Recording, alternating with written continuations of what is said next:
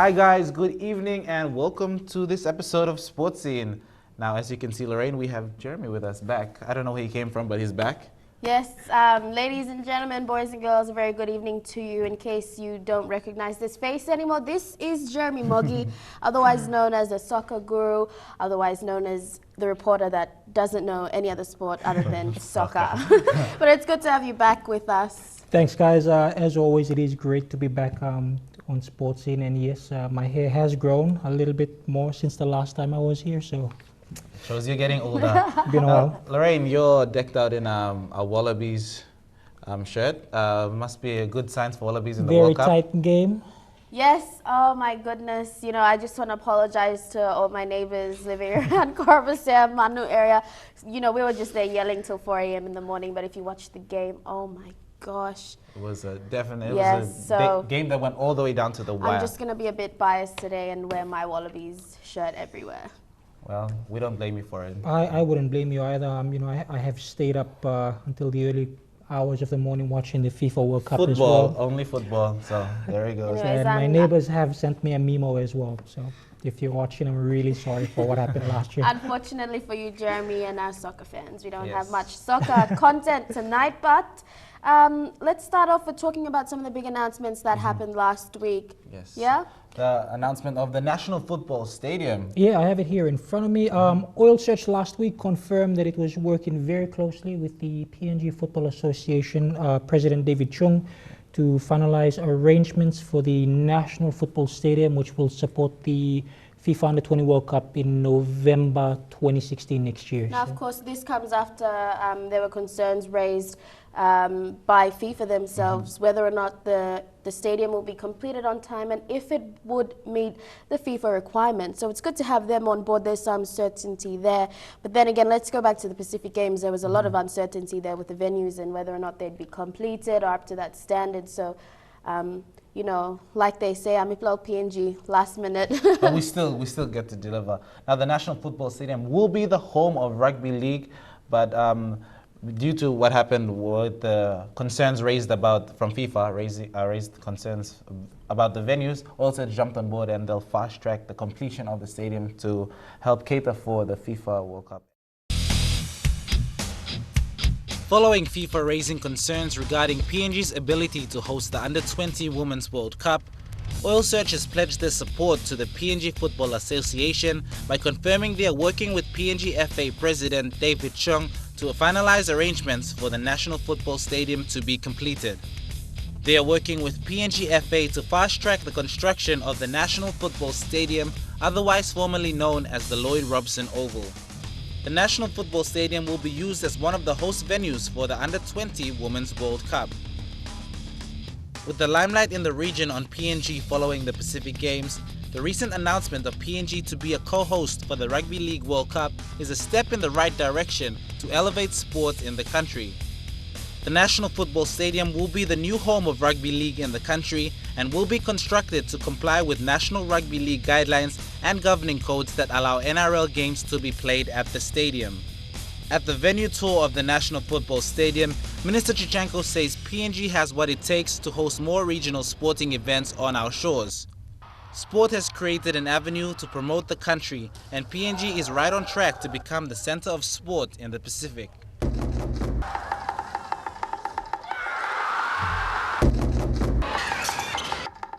Yes, now we mentioned very briefly just before that story a little bit about the facilities, in particular for Rugby Union. After these short messages, we'll talk more about that, and we'd like to hear all the feedback from the public as well. Don't go anywhere.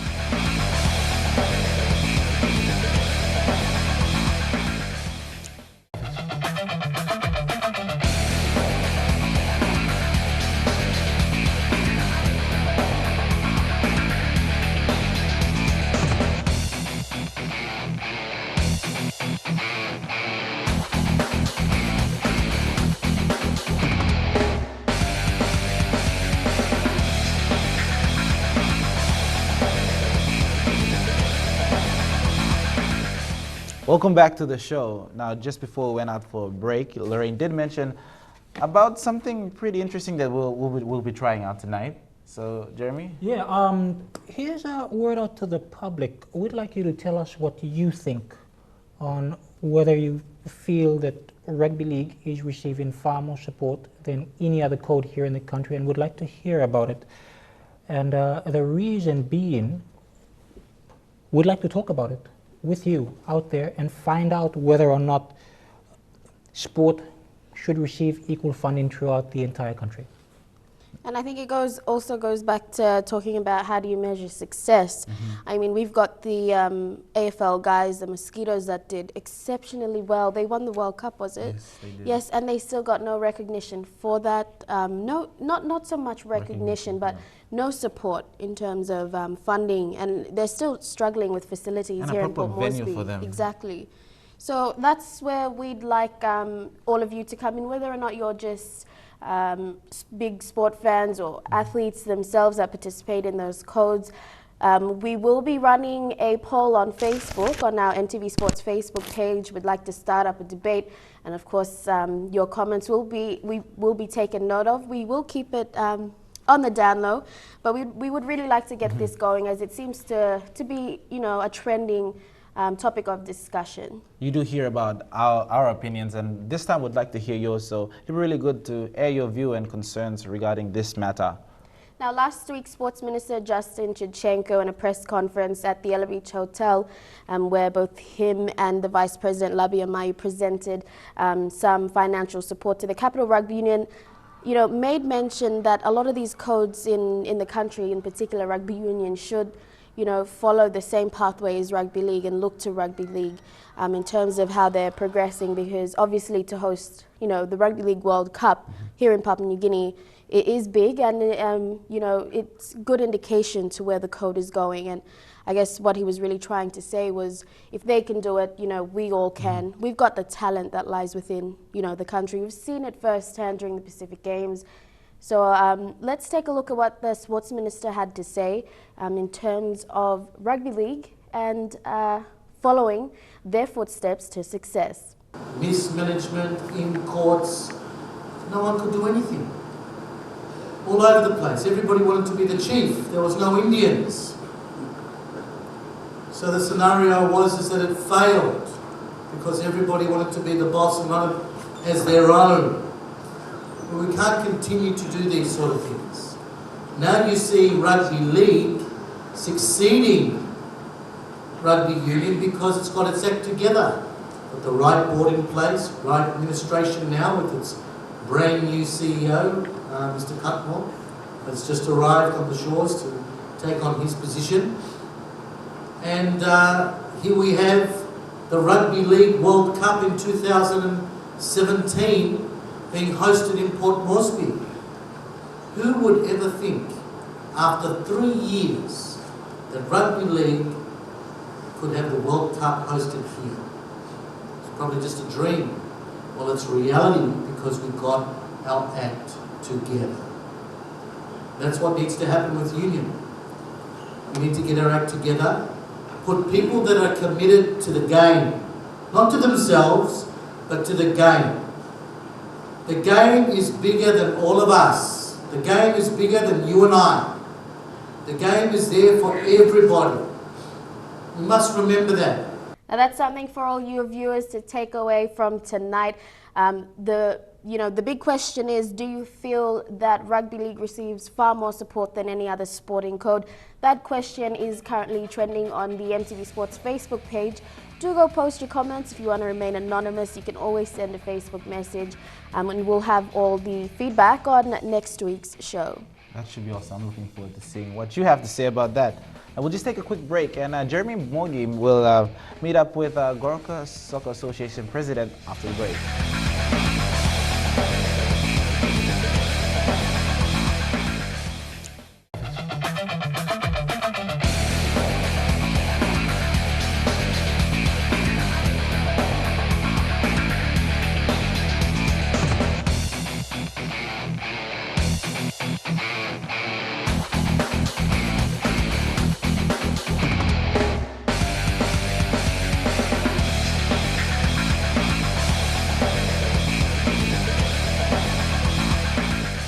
Welcome back now to some soccer, Jeremy. How was your trip to Goroka? I heard you had a good time out there at the Besta Cup, and you managed to bring us back a very nice story about a lady who's involved in the growth of the code up in the Highlands. Yes, well, Lauren, you know, a couple of weeks back, there was an interview that I did for Women's World with Voni Capinato.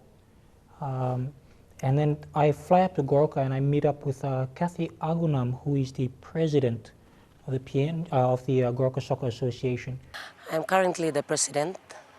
I took that position in 2012, and this is my third year.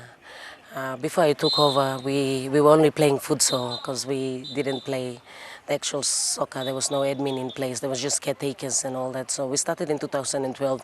It was really hectic because we had 16 clubs. And 16 clubs, we had 102 teams in the competition.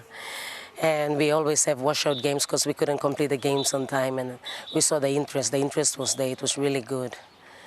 And we started off without any backup finance and all that. And then 2012, we were fortunate to have our Goroka member, Honorable Bire Kimisopa. He committed 20,000 to all the sporting codes in Eastern Islands, and he gave Goroka Soccer 20,000 as well, and that really boosted our competition. I've always played soccer. It's my passion. That's the sport that I love. And I've always been a player. And when I came back and I started my career, I saw there's a need in the administration, so now I'm the president, but I still play from time to time. Now, you haven't only played here in Goroka. Tell us about your experiences. I started playing off in Rabaul when my dad was working there from primary school, and my dad moved up to Goroka. I played, and all throughout the years in high school, I've always, because during our time there was no junior competition, we always played with the seniors, and yeah, I've always played here, and I got recognized to be on the national team, but unfortunately, Goroka, we don't get a lot of exposure. So now when I went for studies at Unitec, that was the time that I really came out, and I played a couple of games with the national team. We went for SP Games 2007 in Western Samoa. We won gold. I was in the team. Yeah, it was a great experience. Speaking of Western Samoa, did you watch the 2015 Pacific Games? Yes, I went for the opening ceremony and just watched one game. The boys played against New Zealand. Unfortunately, our boys lost, and I came back because of work. Being the administrator of an association isn't an easy job. How do you find the time to do it? It's a very good question. It's really difficult. I'm currently working as the property manager for the Gona Center in town, and I travel a lot with other business activities as well. But I always make time for soccer, even though my other executives are committed in their work as well, they don't come, but I always make sure that our competition is running smoothly and everyone is happy, and it's all because I love soccer. And you bring in a certain level of qualification, not necessarily in sport administration, but as a businesswoman. That's right.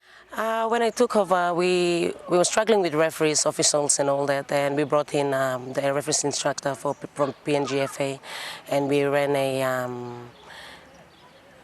basic certificate course, and we ended up graduating 14 referees for our association. And it was really good because that really boosted our competition when we had officials on the ground and all that. And I've been sending some of our technical people down for courses and all that, and we've seen a lot of changes in terms of the loss of games with FIFA has changed dramatically in the last couple of years. And a lot of us are still learning, and we have to do a lot of refresher course to be on top. Otherwise, I have all the players complaining every time when we have referees blowing the whistle in the field because we're still playing the old rules. Yeah, I went to Unitec in 2004 taking up business management. And when I went, I played with Unitec. But in Unitec, we have a lot of teams as well. And it wasn't good because we were like students just going in together, and then the following year I ended up playing for Munkas. And Munkas women in Lai, we play in Lai Association, we're always on top. So yeah, it was a good experience. I met a lot of girls that play really good football, and that really boost my skills. How did you rate PNG's performance, the women's national team? Currently? Currently. They're on top. Well, we've always been called the Pacific Queen Queen of Pacific because we've in the last few years we've won the SP Games. So our women are doing really good. It's really good to see a lot of young girls in the team now. All the seniors have stepped aside, and it's for further development. We develop them like this at a young age so they can play for at least a few years before they move out and the younger ones come in. I see a lot of young girls in soccer because they love the sport. They want to be in the field playing. It doesn't really necessarily affect them when it comes to boys teasing them and all that. As long as they go in there and they give what they have, their talent and their skills, they come out satisfied. So in soccer, I see that those young girls that are playing soccer, they're more passionate about their game. They're not really, because this is what we tell them, even the seniors and admin and all that, we tell them that, you know, you don't worry about the spectators. It's you being in the field and giving your best and showing your skills and talent. And if you love that sport, you go to another level. And I see a lot of young girls, they go and they grasp it and they move on. We have a lot of talent. Unfortunately, in PNG, the focus is on male. But you see, the results that has been given in New Guinea is always girls, ladies, women. We always, the recent SP Games, we won gold. The last few SP Games, we've been winning gold. Women should be given the same attention as the male, because we dominate soccer in New Guinea. It's obvious. Because we have a lot of development programs running with juniors, like the Center of Excellence and all that. I see that women's soccer will definitely go to another level, meaning that our girls will probably have opportunities to go and play overseas as well. And I'd like to see that happening, because I can see a lot of talents in girls. I think in 2011, we initially started the women's NSL, and then because of lack of funding, it stopped. But if we had that competition, there shouldn't be any problems with the selectors moving around in New Guinea. They should just come to a central point, pick the talents, and move on from there. Unfortunately, we don't have a competition, but I'd really like to see it happening, because you see, without any leading up competition, the girls are still winning gold. Like tournaments for girls, we have none. But they're still, they're still performing like really well. Of course, they went out for like friendly matches with the Asian countries and all that.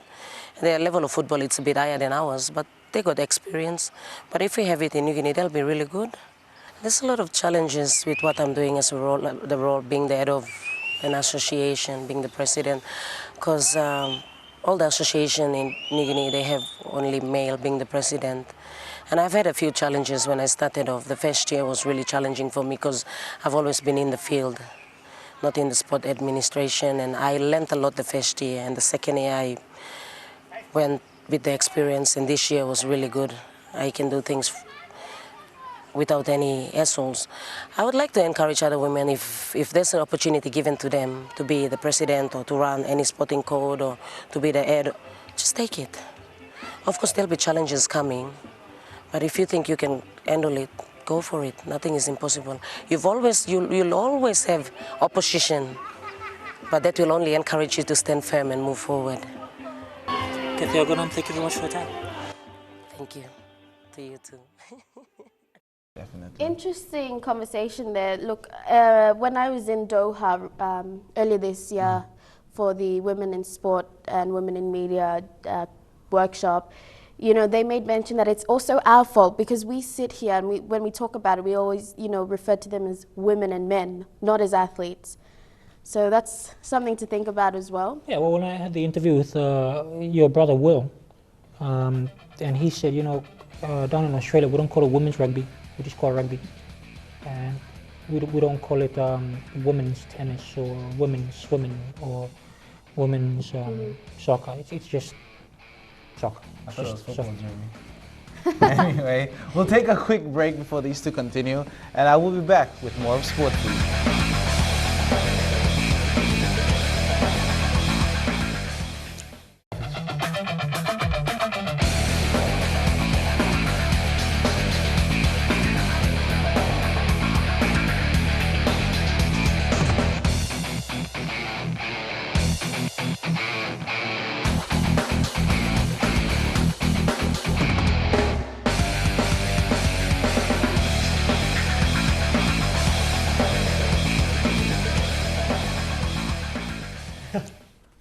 Welcome back to the show. Now, last week, Elijah provided us a wrap-up at an empty stadium. I don't know what he was doing, but yeah, he gave us a pretty good wrap-up of all the events, and he's going to do that again tonight. So over to you, Elijah. Thanks. Anyways, there's like so much distraction here in the office, but the IBS Warriors have taken out this year's Pacific MMI Don't Drink and Drive Big Bash, and they defeated Pure Water Piranhas, and they were led by New Zealand's Mark Greatbirch, who led them to victory. And we caught up with Brad Hodge, who's also one of the legends that came, and Catherine Fitzpatrick, and this is what they had to say. From your mistakes, and if you get rid of those mistakes and keep doing good stuff, and they're well on the way. So I think that's one thing about your players. There's a lot to professional cricket. You need to be very disciplined. So I think that once the facilities are up and running, there's no excuses then, isn't it? Focus on the things that they're doing well, and hopefully if the game development programs are kicking in, which we were at a school visit the other day and there's lots of young girls running around playing, create a bit of depth within the side, and I think they're going to be highly competitive. They already are, but there's every chance in T20 cricket. They only need a couple of girls to fire and they can take anyone down. Oh, sorry, I just finished from the loo, I think. I'm in the audio room right now, and this is one of the audio guys here. What's your name again? His name is Robin. Anyways, what do you guys do here? Anyways, I don't really care. But moving on, during the week we had the FFX Nines competition, and yeah, it was a really successful competition that went on. Anyways, we're here. We have one of the directors. They look pretty busy. Anyways, the FFX Nines competition, we saw the cup finals playoff between the Koyari Nagavas and the Royals. Now the Royals came out victorious in the end in the men's grand final, and the Barbarians, yes, they beat NCD Suburban in the women's division, so congratulations to them. And Barbarians coming out victorious in the end, 22-4. And so we caught up with the FFX Rugby League tournament director, Emmanuel Palme, and this is what he had to say about the tournament. 44 teams participating in this tournament. This tournament has, attracted the big name players from Antas, Kumuls, former Kumuls, and also Digital Cup players. Okay, you can come out now. Next time.